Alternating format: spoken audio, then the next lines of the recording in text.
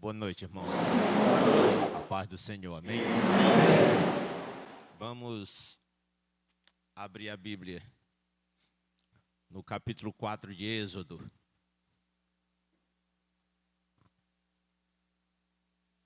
Todos acharam?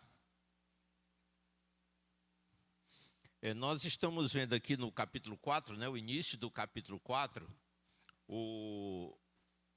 a confirmação do chamado de Moisés, e o Senhor está aqui nesse texto capacitando Moisés, autorizando. Essa palavra autorizando significa dar permissão, mas também significa dar autoridade, ok? Então ele está dando autoridade a Moisés para que Moisés possa realizar a obra de Deus. Um dos grandes problemas que nós temos hoje na atualidade é que a maioria dos pregadores, mesmo aqueles que são chamados, eles não estão autorizados. Eles não estão revestidos de autoridade. E de Gênesis a Apocalipse fica muito notório que essa autoridade da parte de Deus, ela tem a ver com milagres, com o poder de Deus agindo. Você vai ver que não é uma questão de conhecimento apenas. Não que não haja conhecimento, Por exemplo, na pregação de Estevão, na pregação de Paulo, a pregação de Estevão, ele começa lá no Antigo Testamento, ele vai passando por todos os profetas. Então, existe o conhecimento, Estevão conhecia a história do povo de Deus. Mas você observe que o que dá autoridade realmente para o Estevão pregar, porque os fariseus e os saduceus também conheciam a história do povo de Deus, mas o que vai dar autoridade a Estevão é aquilo que a Bíblia diz, que Estevão era um homem cheio do Espírito Santo, de sabedoria e de poder, certo? Assim como aconteceu também com Filipe, que foi escolhido lá no livro de Atos, Filipe, Estevão e tantos outros. O que dava respaldo a eles é que eles eram cheios do Espírito Santo. Amém? Mas aqui o apóstolo não, o profeta Moisés, Aqui Moisés era profeta, Moisés era administrador, Moisés era general, Moisés ocupou um bocado de função, Era um bocado de função que ele tinha. Ele era uma pessoa de múltiplas capacidades. Ele não era uma pessoa limitada. Tem algumas pessoas as quais o Senhor chama e ele dá assim uma multiplicidade de capacitações. Isso tem a ver com o chamado. Quando o Senhor estabelece um chamado específico para uma pessoa, o Senhor também vai conceder a ela dons e qualificações que dê a ela condições de corresponder às expectativas do chamado. Porque todo chamado tem uma expectativa. Todo chamado, ele exige uma determinada demanda ou capacitação do obreiro. E aí a gente tem que buscar, de acordo com o chamado de Deus, aquela capacitação específica, Então, Moisés aqui, Moisés está fazendo o pós-doutorado. Ele vai começar o ministério dele, aqui já está tudo certo, ele já se encontra no lugar que Deus escolheu para usá-lo, ele está no Egito já, e aí ele está aqui no pós-doutorado. E o pós-doutorado você vai ver que tem a ver com o sobrenatural de Deus na vida dele. Porque não adianta pensar que a gente pode fazer a obra de Deus baseado no natural. Se você não recorrer ao sobrenatural, então você não vai fazer nada. Como disse Jesus, sem mim nada podeis fazer. E não foi por acaso que ele disse para os apóstolos: fiquem em Jerusalém até que do alto vocês sejam revestidos de poder.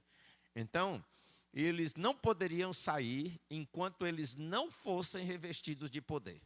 Só depois que eles são revestidos de poder, apesar de toda a experiência que eles já tinham, de todo o conhecimento, da caminhada com Jesus e tudo mais, eles já estavam acostumados a expulsar demônio, eles já estavam acostumados a pregar, a evangelizar, mas o Senhor deixou bem claro que havia uma unção especial, sem a qual eles não poderiam sair para pregar.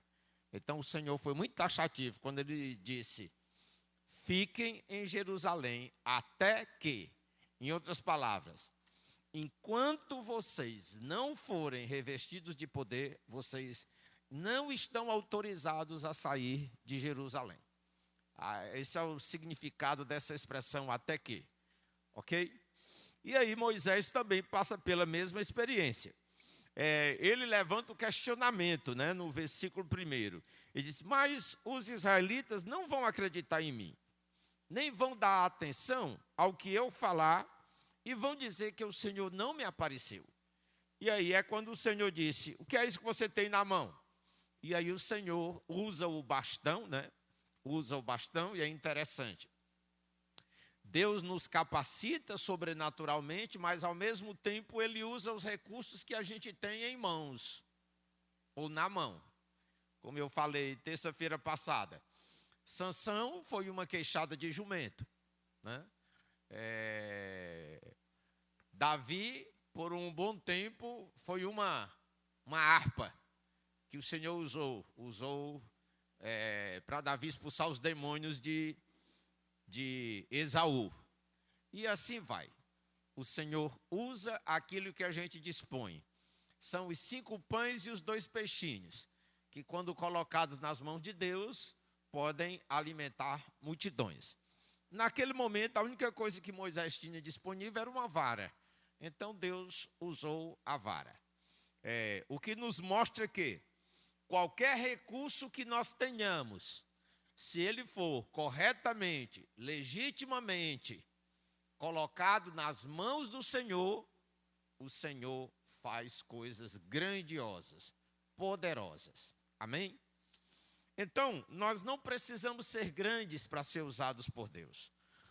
Nós só temos que ser humildes, quebrantados, dispostos a obedecer, e qualquer coisa que a gente tenha, por menos que seja, por menor que seja, Deus usa.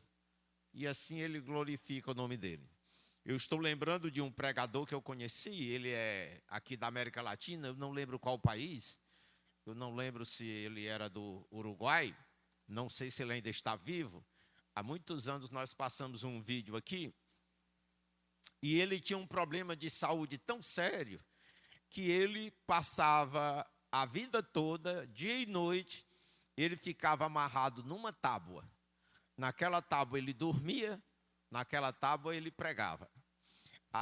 Eles fizeram lá uma sistemática na tábua, que quando ele ia falar, ele ia pregar, eles botavam a tábua em pé. A única coisa que funcionava nele praticamente eram os olhos e a boca, e os ouvidos. Porque o resto do corpo não tinha função nenhuma, estava tudo paralisado.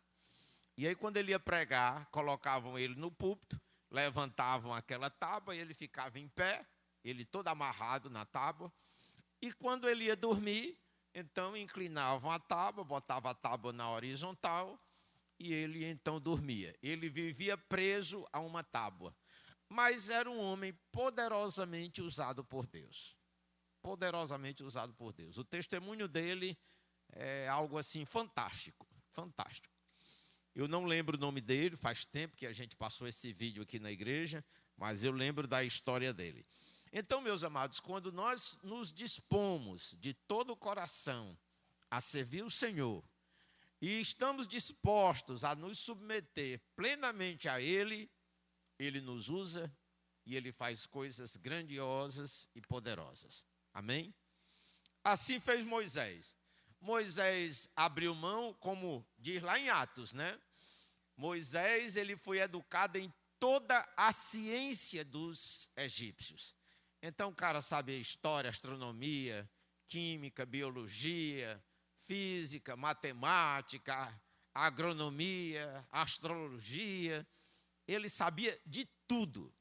E naquela época, o Egito era o berço da ciência. Era talvez o país mais desenvolvido do mundo em termos de ciência. A medicina era fora de série.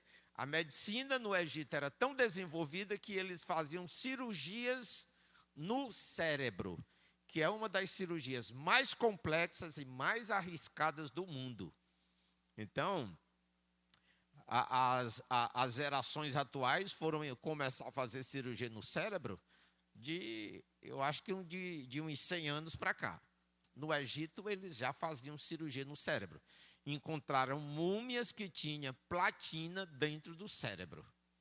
Então, eles tiravam tumores e também, quando a pessoa tinha alguma fratura craniana, eles usavam platina para poder remendar a cabeça da pessoa. Eles faziam cirurgias assim que são extremamente complexas. Então, Moisés aprendeu tudo isso no Egito, né? Ele foi educado em toda a ciência do Egito, né?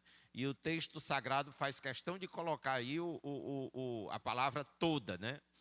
Não só na ciência do Egito, mas em toda a ciência, ou seja, em todas as áreas da ciência, ele era um expert. Agora, o Senhor, então, no versículo 4, ele, depois de ter mandado Moisés jogar o cajado no chão, o cajado vira cobra. No versículo 4, o Senhor diz, agora pegue a cobra pelo rabo. Falamos, né, que o servo de Deus ele tem que ser intrépido, tem que ser corajoso, mas ele não pode ser imprudente. Ele pegou a cobra, ele estava fugindo da cobra, mas o Senhor disse, não fuja, encare, pegue a cobra. Mas quando o Senhor manda ele pegar a cobra, ele não manda pegar a cobra pela cabeça, ele manda pegar a cobra pelo rabo, né? Então, nós temos que ser intrépidos, mas não podemos ser tolos e agir com imprudência. E no versículo 5, então, há uma coisa interessante que o Senhor diz. Ele diz, faça isso para provar aos israelitas que o Senhor, o Deus dos seus antepassados, o Deus de Abraão, de Isaque e de Jacó, apareceu a você. Então, observe bem, há uma coisa muito importante aqui que eu quero dar um destaque. Nós vamos ter aqui alguns milagres que Deus vai realizar. E ele realiza 3 sinais e 10 pragas. E tem uma coisa aqui que a gente não presta atenção. Ele realiza 3 sinais e 10 pragas. Quando Moisés vai se apresentar ao povo de Israel, o Senhor então utiliza 3 sinais para que o povo reconheça que Moisés é profeta de Deus. Quando Moisés vai falar para os egípcios, o Senhor usa 10 pragas. Agora, uma pergunta. Qual a diferença entre um sinal e uma praga? Quem quer falar? Não precisa do microfone não, só falar alto. Qual a diferença entre um sinal e uma praga? O sinal é uma espécie de aviso ou confirmação. E uma praga, ainda que seja um sinal também milagroso, é um castigo, é uma punição. Entenderam a diferença? E nós vamos ver aqui uma outra coisa interessante. Existe um sinal que depois vai se transformar em praga. O terceiro sinal, ele será também a primeira praga. E a gente não presta atenção e a maioria das pessoas pensam que tudo é a mesma coisa. Não é. Existe um sinal, mas existe um sinal que lá na frente, em razão da teimosia de Faraó, ele é transformado em praga. E a gente vai chegar lá. Pois vamos ver aqui. Versículo 6, o Senhor continuou. Agora põe a mão no peito. Moisés obedeceu. E quando tirou a mão do peito, ela estava leprosa, branca como a neve. O outro segredo que eu quero aqui compartilhar com você, além da dependência total de Deus, que nós já comentamos, né? Dependência total de Deus. Vamos aqui deixar mais didático, né? Uma pessoa que quer ser usada por Deus, ela tem que entender alguns princípios. É o princípio da dependência total de Deus. Moisés diz: Senhor, eu não sou capaz. Então, ele sabe que nada vai acontecer. O povo não será liberto se depender dele. Então, ele está na total dependência de Deus. Em segundo lugar, o Senhor diz: o que é que você tem à mão?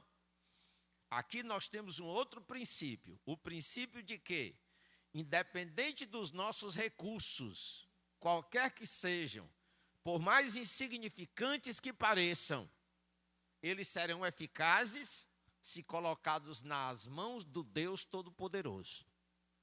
Nós não precisamos ser poderosos, porque nós já temos um Deus que tem todo o poder. Amém? Nós precisamos ser submissos. E o terceiro princípio, precisamos ser obedientes. Ele diz aqui, o Senhor diz no versículo 6, agora põe a mão no peito. E aí de imediato o texto seguinte diz, e Moisés obedeceu. Não pestanejou, não vacilou. Ele não foi perguntar, mas peraí, Senhor, o que é? Para que eu tenho que botar a mão no peito? Por quê? Não. E o Senhor disse, põe a mão no peito. Ele botou a mão no peito. Nem sabia o que ia acontecer. Talvez se ele tivesse sabido, ele não tivesse colocado, né? Porque vai acontecer uma coisa bem estranha com ele. Moisés obedeceu e quando tirou a mão do peito, ela estava leprosa, branca como a neve. Bem, esse sinal parece não ser tão significante e não é tão impactante para nós. Nós que vivemos no contexto de mundo atual. Por que não é tão significante para nós e por que seria tão insignificante para os egípcios e também para os judeus? Porque, meus queridos, a lepra era um dos piores males daquela época, certo? A lepra era um dos piores males daquela época. Qual é a pior doença que existe hoje? Vocês sabem? Que mais mata, mais destrói, mais desgraça e menos tem cura. Câncer. O pessoal pensava que era a AIDS, né? Não é, é o câncer. A AIDS está controlada, né? Controlada sim, não é que ela parou de se propagar.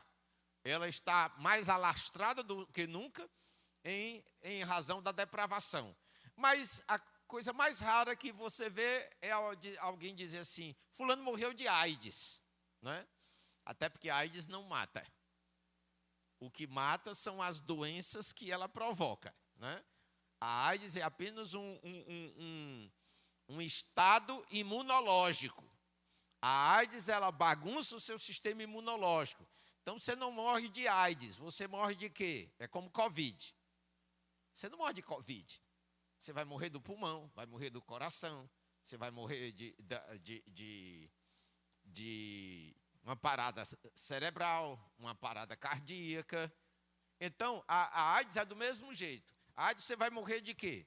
De uma doença infecciosa. Você vai morrer de tuberculose, você vai morrer de inúmeras outras doenças aí, para as quais a AIDS abre espaço. Ok? A AIDS abre espaço para outras doenças. Mas depois que eles inventaram aí os coquetéis, que o sujeito, coquetel para AIDS, é na verdade uma junção de muitos remédios para as principais doenças que a AIDS causa. Por isso se chama coquetel. No coquetel lá vem um remédio para pneumonia, um remédio para tuberculose, um remédio para meningite, um monte de remédio para várias doenças que você engole tudo de uma vez para impedir que essas doenças proliferem em razão da AIDS. Mas a AIDS não tem cura, certo? Mas ela também não mata. O que mata? As outras doenças que têm acesso ao corpo da gente quando a AIDS está presente, ok? A Covid também é do mesmo jeito. Você não morre de Covid, você vai morrer de quê? Você vai morrer de pneumonia, você vai morrer de tuberculose, você vai morrer do coração, você vai morrer de qualquer doença, que são chamadas de doenças oportunistas. Já ouviu essa palavra? Essa expressão, doenças oportunistas? Então, você pode morrer até de uma gripe, porque o seu corpo está debilitado, aí aqueles vírus que estão no ambiente, eles entram no seu corpo, e aí eles têm total liberdade de agir, e o seu corpo não está fortalecido o suficiente para resistir, e você morre. Ok? Pois bem, mas a lepra era uma doença terrível. E outra coisa, existia na lepra um outro fator que pesa muito na cabeça das pessoas daquela época. É que a lepra era considerada uma maldição dos deuses. Alguém ser leproso significava ele está amaldiçoado pelos deuses. Então o leproso, ele era uma pessoa que ele tinha que ficar totalmente alienado. Ele tinha que ser excluído de todo o contexto social.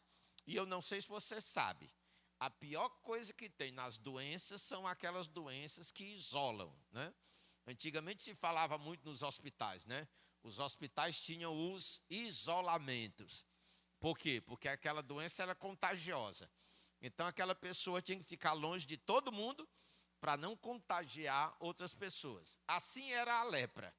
Então, a pessoa que tinha lepra, ela, além de estar doente, ela tinha que ficar isolada de todas as pessoas a quem ela amava, a quem ela valorizava. Então ela ficava totalmente isolada. E ainda tinha um tipo de leproso que era isolado dos outros leprosos. Porque existia e ainda existe uma lepra que é contagiosa e uma lepra que não é contagiosa. Mas mesmo não sendo contagiosa, há alguns tipos de lepra não sendo contagiosos, mas são extremamente ruins, uma coisa terrível para o ser humano. Eu não sei se você já ouviu falar na história de um grande escultor brasileiro. O nome dele era Aleijadinho. Quem já ouviu falar em Aleijadinho? Esse cara ficou famoso no mundo inteiro pelas suas obras, pelas estatuetas e tudo. Ele era um escultor. E aí, ele tinha lepra. E algumas fotos ou desenhos dele que aparecem, ele às vezes estava com o martelo amarrado num toco de braço, que não tinha mais mão. A lepra dele ia caindo. Geralmente a lepra ela afeta os pontos periféricos, ponta dos dedos, ponta da orelha. É tanto que quando vão fazer o teste de lepra, é feito aqui na ponta da orelha, aqui nesse lóbulozinho aqui. Geralmente é feito aqui, é tirado o sangue daqui e dói, porque é sangue frio. Então pega lá, aperta aqui até sair sangue para poder fazer esse teste, saber se a pessoa está leprosa. Então, o aleijadinho começaram a cair a cabeça dos dedos, depois os dedos, depois a mão. Aí ele não parou de esculpir, ele era assim uma pessoa muito perseverante, e aí ele amarrava o martelo no toco de braço e ele fazia ainda as estátuas dele. A lepra dele não era contagiosa, porque senão ninguém ia querer comprar, né, as estatuetas dele. Mas ia caindo os pedaços, caindo tudo até. Então o sujeito, às vezes, apodrecia vivo, ou então ele ia caindo os pedaços vivo. Então a lepra sempre foi uma doença terrível, né? É tanto que ninguém fala mais em lepra, porque é uma coisa tão forte, tão pesada, que eu não sei se você sabe, hoje não usam mais a palavra lepra. é hanseníase. Hansen, Hansen, foi o médico que descobriu o tratamento para a lepra, né? Que hoje já tem, né? E, inclusive, quando tem uma pessoa leprosa na família, a família todinha toma uma espécie de vacina para não ser contagiada, né? Então, graças a Deus, hoje a lepra ela tem tratamento. Mas não se chama mais lepra, fala-se de hanseníase, ou mal de Hansen, ok? Então, assim, era uma doença que acabava tendo sequelas sociais, sequelas psicológicas. Tu imagina a pessoa tá dormindo todo dia, vivendo, e ela vendo os pedaços dela caindo aos poucos. Os dedos das mãos, os dedos dos pés, a mão, o pé, o nariz, não tem mais nariz, é só o buraco, uma orelha, e aí ia caindo tudo, os pedaços tudo caindo, né? Então era uma doença terrível. E aí, aquele sinal era um sinal poderosíssimo, porque naquela época não existia tratamento para lepra, então a lepra era considerada uma maldição dos deuses, e só um Deus poderoso poderia reverter. Certo? E aí é o que acontece. Quando Moisés põe a mão dentro do peito, a mão dele estava normal, boazinha, ele mete a mão dentro do peito e ele tira a mão, a mão dele estava branca, branca como se fosse neve, né? É porque era um tipo de lepra. Existe um tipo de lepra que a pele perde totalmente a cor. É tanto que as pessoas que têm aquele vitiligo, ela tem que ter muito cuidado, fazer exames para confirmar que não é um tipo de lepra. Porque existe um tipo de lepra que faz a mesma coisa, ela tira toda a pigmentação da pele. E é uma das lepras muito difíceis de ser curadas. Então, quando Moisés meteu a mão no peito e tirou, e estava a mão toda branca, o povo deve ter ficado todo mundo afastou. E aí ele botou a mão no peito de novo, como o Senhor mandou, né? Versículo 6. Agora põe a mão no peito. Moisés obedeceu. E quando tirou a mão do peito, ela estava leprosa, branca como a neve. No versículo 7. Aí o Senhor diz: ponha outra vez a mão no peito. Ordenou Deus o Senhor. Ele pôs a mão no peito novamente, e quando a tirou, ela estava tão boa como o resto do povo. Ou seja, Deus estava fazendo ali um milagre, algo impossível. Primeiro que a lepra não atingia uma pessoa assim, buf. Não acontecia assim. A lepra é uma doença silenciosa, progressiva. Às vezes a pessoa leva anos para perceber ou para identificar. E quando identifica, às vezes já está sem jeito. Então tem que fazer o tratamento de imediato, né? Mas ali Moisés ficou instantaneamente leproso e, ao mesmo tempo, ficou instantaneamente bom. Desapareceu toda a lepra. Então, aquilo ali foi um grande sinal de Deus para o povo de Israel. Porque eles que estavam acostumados a conviver com a lepra, né? Tanto que até o sacerdote tinha que saber como tratar a lepra. Inclusive, durante muitos anos, os tratamentos que fizeram de lepra foi baseado na Bíblia. Daí criaram os leprosários. Os leprosários são aqueles lugares especiais, isolados, onde ficam somente os leprosos. Poucas pessoas, eles não podem receber visita, a não ser em casos extraordinários, mas eles ficam ali isolados, convivendo entre si, né? Então, tinham os leprosários. Naquela época, como não era desenvolvido como hoje, hoje os leprosários são tipo uma casa de repouso e tudo mais. Naquela época, as pessoas eram mandadas para o deserto e elas passavam a viver isoladas do mundo em cavernas. Só leprosos, ok? Então, era uma doença terrível. Então, esse sinal que Deus apresenta foi um sinal assim poderoso, do tipo inquestionável. Esse negócio aí, só Deus poderia fazer algo assim, né? Por isso que teve validade. Versículo 8. Então o Senhor lhe disse: se com o primeiro milagre foi o cajado que virou cobra. Ok? Se com o primeiro milagre os israelitas não acreditarem em você e não se convencerem, então com o segundo vão acreditar. Mas se com esses 2 milagres ainda não crerem e não quiserem ouvir o que você disser, tire água do rio Nilo e derrame no chão, ela virará sangue. Aqui é um sinal, terceiro sinal. O Senhor disse para Moisés: vá no rio Nilo, tire água do Nilo, derrame no chão e ela vai virar sangue. Ok? Ela vai virar sangue quando for derramada no chão. Qual a diferença da primeira praga? É que toda a água do rio Nilo se transformou em sangue. Não foi um pouco de água que tiraram de lá. O sinal que Moisés faz é, ele tira a água do Nilo, derrama aqui. Quando ele derrama, ela virou sangue. E a praga é, toda a água do rio Nilo vira sangue. Ok? Então, por que é uma praga? Porque os egípcios não tinham como beber água. E ainda conseguiram beber água porque eles pegaram e cavaram poços ao redor do rio Nilo para poder tirar água. Porque a água do Nilo tinha se transformado em sangue, né? Agora, quando chegar lá na frente, na primeira praga, eu vou explicar os desdobramentos dessa praga, né? O fato da água ter virado sangue. Eu não vou adiantar agora, não.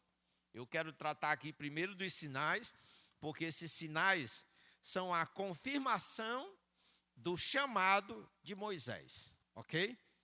E esses sinais foram para os israelitas. As pragas foram para os egípcios, ok? As pragas foram para os egípcios, os sinais para os israelitas. Versículo 10. Moisés respondeu ao Senhor. Parece assim, que esses 3 sinais que o Senhor disse assim, olha, com certeza eles vão se convencer. Mas parece que não convenceu Moisés. De todo mundo, o único que não foi convencido pelos sinais foi Moisés. Porque olha o que ele diz. Versículo 10. Ó Senhor, eu nunca tive facilidade para falar, nem antes, nem agora. Depois que começaste a falar comigo, aliás, nem antes, nem agora, depois que começaste a falar comigo. Quando começa a falar, eu sempre me atrapalho.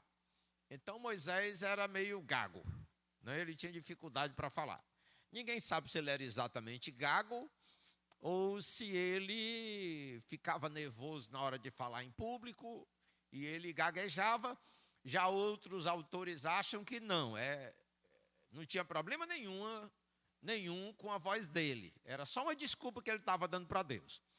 Porque sendo ele preparado lá no Egito para ser rei, para ser faraó, então ele também estudou oratória. Então ele era um excelente orador, né? Mas aquele ainda está acovardado porque ele está com medo da responsabilidade. Ele morou muitos anos, foi criado dentro do palácio de Faraó. Ele sabia o que significava desafiar a autoridade de Faraó. Então, você pode dizer assim, é porque Moisés era muito covarde. Não, não era por covardia, não. É porque ele sabia onde estava se metendo. Ele sabia que questionar a autoridade de Faraó morreria das piores mortes. Ele sabia disso. Que ele viveu lá dentro. Porém, o Senhor lhe disse, quem dá a boca ao ser humano?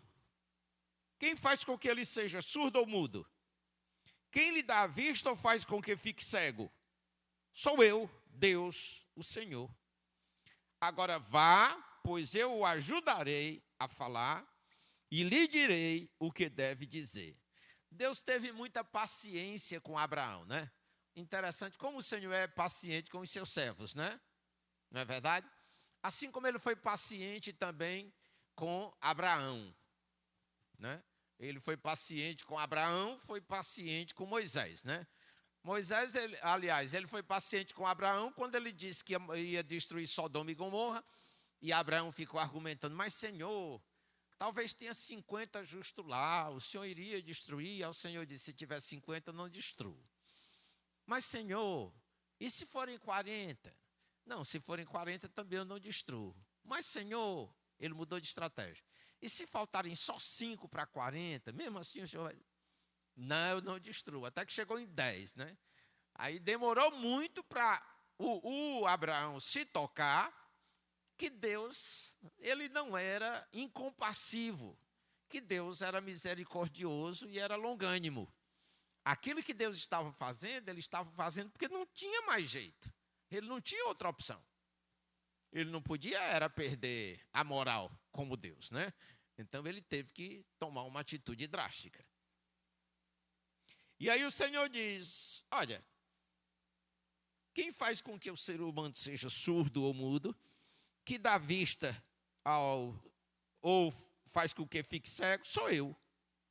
Agora vá, pois eu o ajudarei a falar, e lhe direi o que deve dizer. Aí Moisés pediu, não, Senhor, por favor, manda outra pessoa. Mesmo assim, Moisés continuava resistente, né?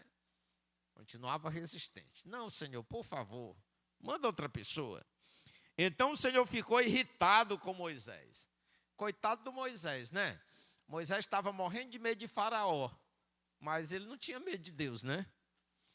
E, cuidado, todos nós devemos ter quando a gente tira a paciência de Deus. Deus é muito paciente, mas ele se irrita também, né? Cuidado. Versículo 14. Então o Senhor ficou irritado com Moisés e disse, por acaso Arão, levita, não é seu irmão? Aí o Senhor já sabia qual era o plano de Moisés. Moisés estava querendo botar o Arão na frente, né? E vocês estão lembrando que Moisés era mais novo, que o Arão era mais velho? Estão lembrando? Então cresceram desde criança, quem tomava a frente de tudo era o Arão. Moisés era o mais novo, ele era mais novo do que Arão, mais novo do que Miriam. Então ele era o caçula. Então ele estava acostumado em ver os irmãos tomando a frente de tudo, nas brincadeiras, nas decisões, em tudo. E ele estava acomodado ao seu contexto familiar.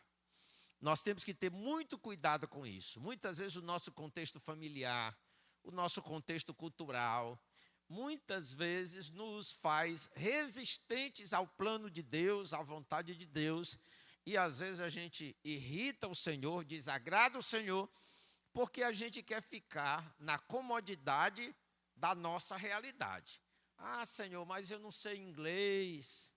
Ah, Senhor, mas eu não falo essa língua. Ah, Senhor, mas eu vou ter que viajar. Ah, Senhor, mas eu tenho que deixar minha família. Eu tenho que enterrar meu pai. Isso nunca foi novo e nunca vai deixar de ser. Nunca vai ser novo. Sempre vai estar presente na realidade humana, né? Na época de Jesus, não, eu tenho que enterrar meu pai. Eu tenho que fazer isso, tenho que fazer aquilo outro.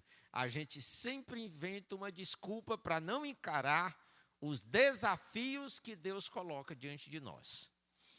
Por isso é que a palavra de Deus constantemente nos alerta e nos dá ordem. Seja forte e corajoso.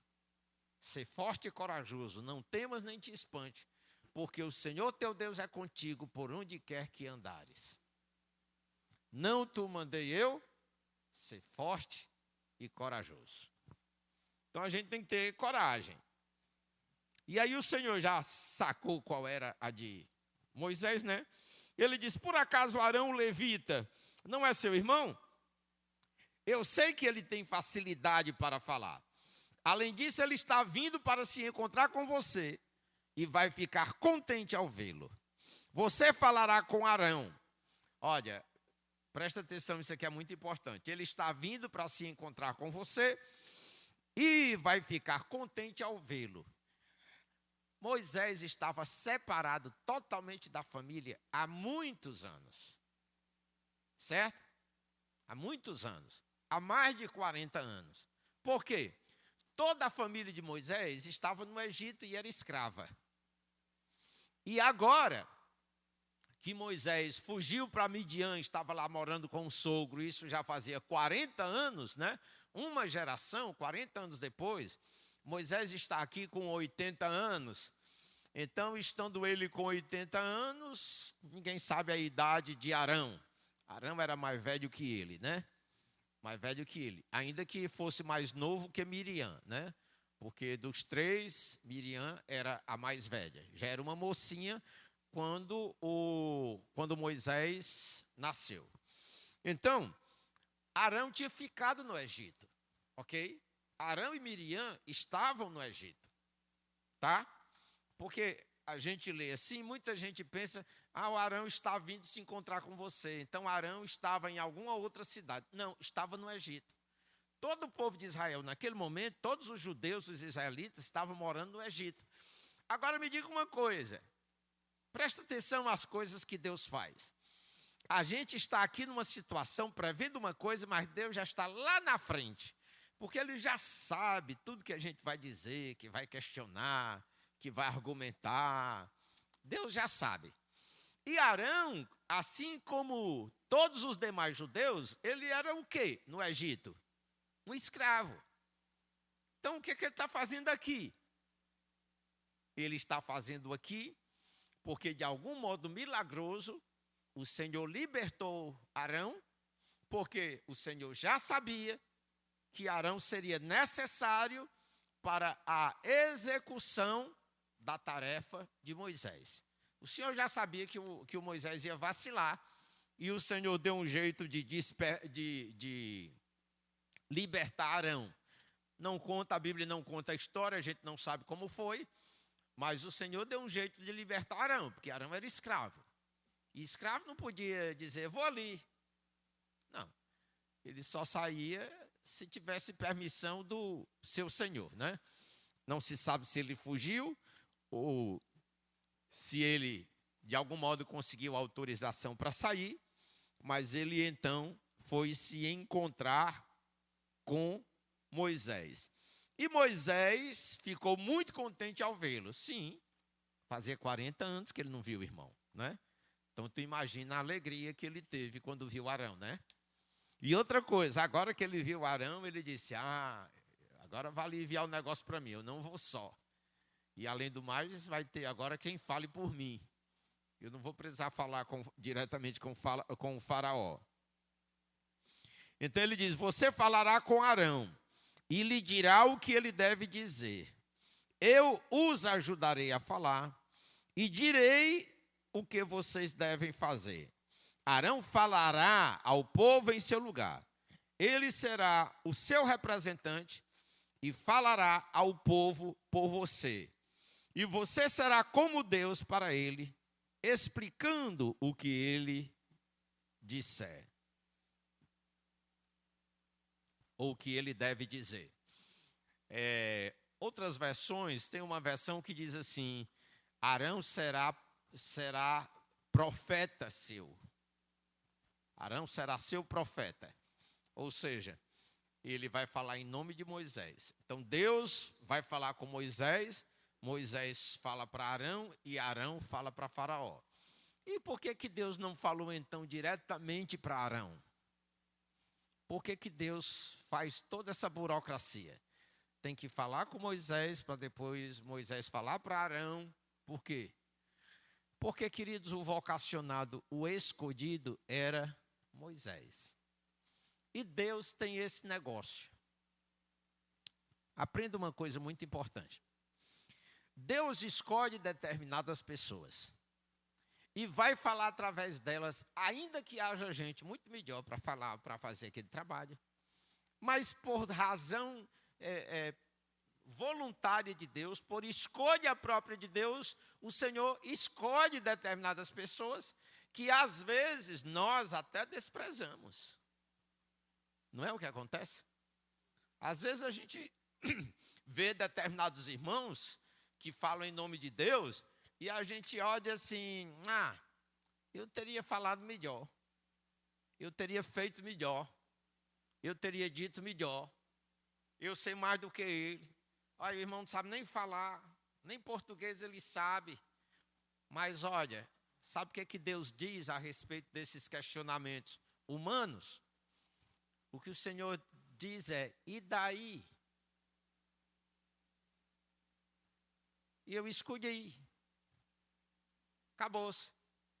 Entendeu? Eu escolhi. Acabou-se.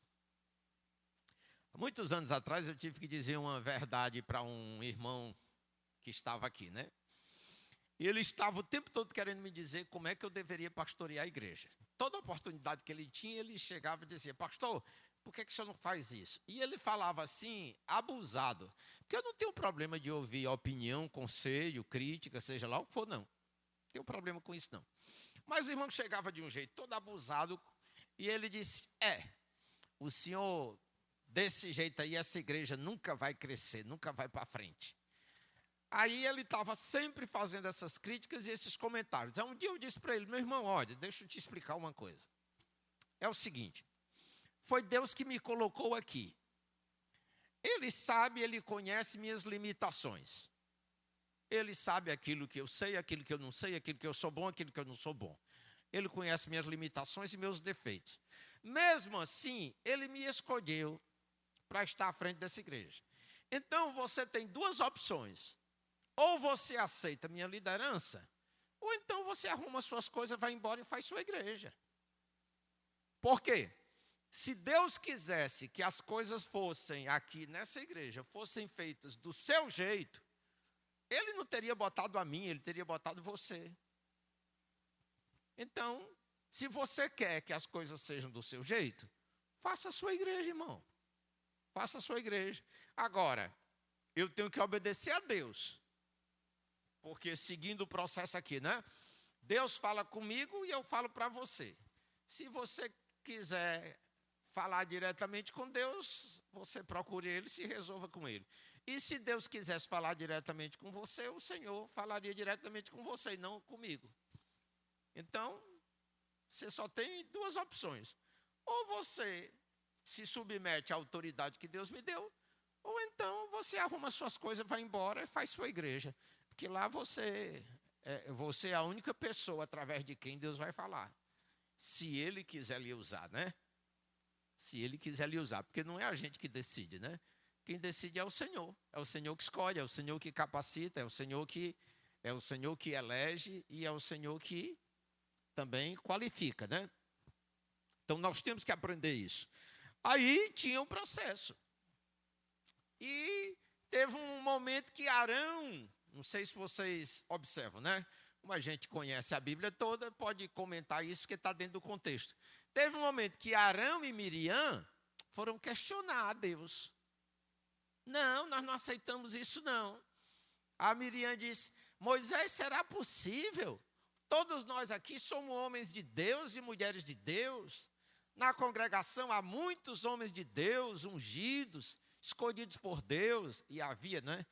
O Senhor já tinha tirado da unção de Moisés e tinha dado a 70 anciãos, né? Vocês lembram desse momento?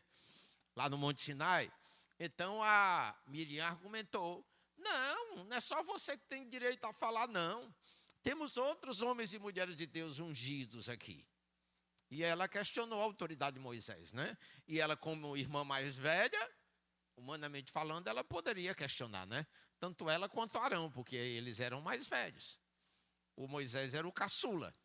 Então, quando ela fez esse questionamento, diz a palavra do Senhor que o Senhor desceu no arraial. E aí chamou eles dois, chamou Arão e chamou Miriam. E aí o Senhor diz, vem cá. Moisés é a única pessoa aqui com quem eu falo diretamente. Com todos os profetas, com todos os outros, eu falo por sonho, falo por visão, por revelação. Moisés é o único com quem eu falo face a face. E vocês tiveram a petulância de estar questionando, de estar contradizendo o que Moisés está fazendo. E aí o que foi que a Miriam ganhou com isso? Ficou leprosa. 7 dias de lepra. 7 dias excluída, 7 dias fora do arraial. Então, irmãos, esse negócio de estar questionando a autoridade que Deus dá para os outros, olha, isso é um negócio muito perigoso. Viu? Não dá certo. Isso é um negocinho muito perigoso. Ah, mas fulano de tal, eu também sou ungido. É, claro. Mas não foi você que Deus escolheu para essa tarefa, para essa função. Então, fique da sua, deixa Deus agir. Deixa Deus agir. Quando a gente está perto de uma pessoa ungida por Deus, a melhor coisa que a gente pode fazer para o nosso bem é só contribuir com o propósito, o plano que Deus tem na vida daquela pessoa. Não se meta para atrapalhar, para contradizer, para questionar, para se rebelar, para se revoltar. Não se meta porque você está atraindo maldição para a sua vida, está atraindo desgraça. E, gente, isso é literal. Eu tenho 45 anos de crente, eu ainda não vi uma pessoa que se levantou contra um obreiro, contra um pastor, por mais ungido, até mesmo quando o pastor está em pecado. Mesmo pastores em pecado, aqueles que se levantaram contra para derrubar. Aliás, lá na frente, quando isso acontece com Moisés, Moisés estava em pecado. Lembram? Moisés estava em pecado. Não era só uma questão de discordância, não. Moisés estava em pecado. Por que Moisés estava em pecado? Porque ele se casou, arranjou lá uma outra esposa que não era judia, e ele era proibido de fazer isso. Agora, quem tinha que tomar satisfação com ele? Deus. Não era Arão nem Miriam. Era o Senhor. Então, gente, aprendam essa lição, tenham muito cuidado com isso. Tá certo? Tenham muito cuidado com isso. Então, a mesma coisa acontece aqui com o caso de Moisés. Apesar de Arão ser irmão mais velho, e ele vai ser o porta-voz de Moisés, mas o Senhor deixa bem claro, eu não vou falar diretamente com Arão, eu quero falar diretamente com você. Você fala para Arão, e Arão fala para o povo. Entenderam? Então o Senhor não inverteu. E lá na frente a gente vai ver por quê, né? A gente vai ver que o Senhor tinha toda a razão. Porque Arão não tinha competência para estar no ministério, né? Então é assim, é um pessoal que sabe dizer o que fazer. Mas, meus irmãos, é diferente. A teoria da prática é diferente. Teoria é uma coisa, prática é outra, né? É igual pegar os meninos da gente e dizer, meu filho, você quer... Pai, por que o senhor não faz assim? Mãe, por que a senhora não faz assim? Mãe, não faça isso não, faça desse outro jeito. Aí a gente pega, pois faça o seguinte, eu vou viajar com o seu pai, vocês ficam aí cuidando da casa. Quando a gente voltar, vamos ver o que sobrou da casa, né? Não dá 10 dias, não dá 5 dias, já estão ligando para a gente. Pai, como é que eu faço isso aqui? Mãe, e agora? Teoria é bom demais. Responsabilidade é que é o negócio. A responsabilidade é para quem está capacitado por Deus. Escolhido, confirmado, ungido, reconhecido. Aí, meu irmão, a história é outra. A história é outra. Então ele diz, você falará com Arão e lhe dirá o que ele deve dizer. Eu os ajudarei a falar e direi o que vocês devem fazer. Arão falará ao povo em seu lugar. Ele será o seu representante e falará ao povo por você. E você será como Deus para ele, explicando o que ele deve dizer. Leve este bastão, porque é com ele que você vai fazer os milagres. Amém? Você pode observar que os profetas, por mais ungidos, por mais poderosos, qual o maior profeta da Bíblia? Digam. Vocês não sabem? Elias. Elias foi o maior profeta da Bíblia. Mas quando Elias chega para Jezabel, entrega a mensagem de Deus, o caldo esquenta, o que é que ele faz? Capa o gato. Quem é que segura a ponta? Quem é que aguenta o tranco? Quem é que segura as pontas? Quem é que não deixa tudo se acabar nas mãos de Jezabel e Acabe? Quem é que salva o próprio Elias? O Senhor.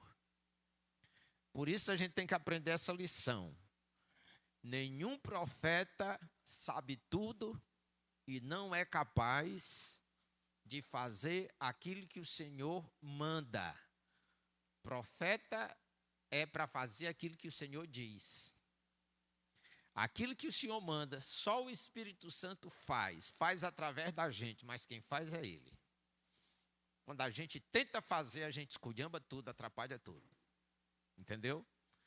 Então, irmãos, que nós aprendamos aí com a lição, né, de Moisés, o ministério de Moisés. Grande homem de Deus. Grande mesmo, né? Grande mesmo. É tanto que quando chega lá na transfiguração, lá no Monte das Oliveiras, quem aparece? Elias e Moisés. Ok? Os dois grandes da história. Mas mesmo assim, esses homens sem Deus não era nada. Como disse Tiago, homens sujeitos às mesmas paixões que nós. Todos eles tiveram erros e acertos. O que foi que diferenciou a vida deles? Souberam ser humildes e depender totalmente do Senhor. Isso é que faz a diferença. Amém? Deus abençoe, queridos.